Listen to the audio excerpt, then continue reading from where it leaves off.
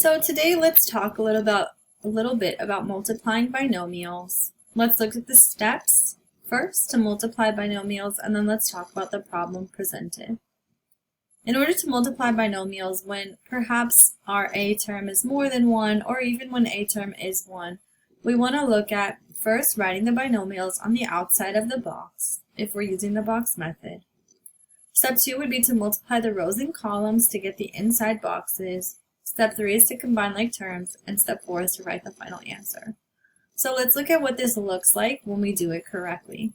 The first thing I'm going to do is I'm going to label my binomials on the outside of my box so that I can set it up to multiply correctly.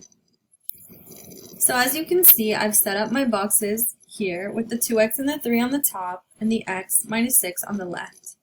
If these were switched, it would be fine because in the end you will find the same answer.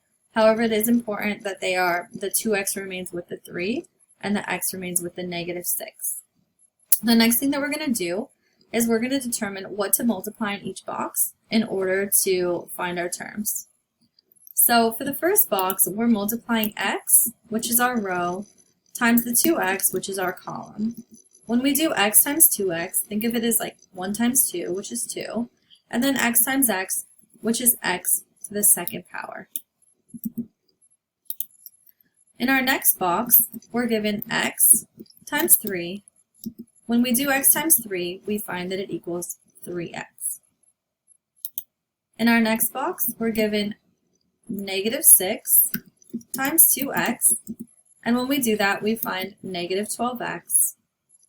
In our last box, we find negative 6 times 3, and when we do negative 6 times 3, we get negative 18.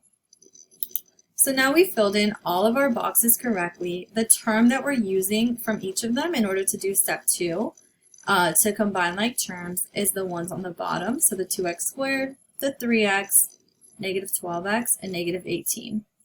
Down here on these lines, I'm just going to write them in so that we have one full expression. I have my expression of my terms that I'm going to use to combine like terms to create the polynomial. My terms are 2x squared plus 3x minus 12x minus 18.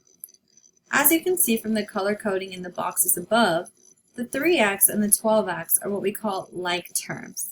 They both have an x with an exponent of 1. The 2x squared is not a like term because it has an exponent of a 2. And the 18 is also not a like term because it does not have an x at all. So when we look at our final answer, we have to be sure that we combine our 3x and our 12x in our answer when we write it as our final response. So let's look and see what that final answer would look like.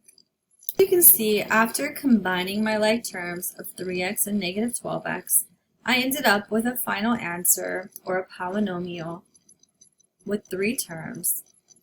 2x squared minus 9x minus 18. Have questions, comments, anything you'd like me to add, other types of videos that you'd like me to record, please post them in the comments for me. I love any feedback that I can get. Thank you for watching, and again, just let me know if you have any questions in the comments below.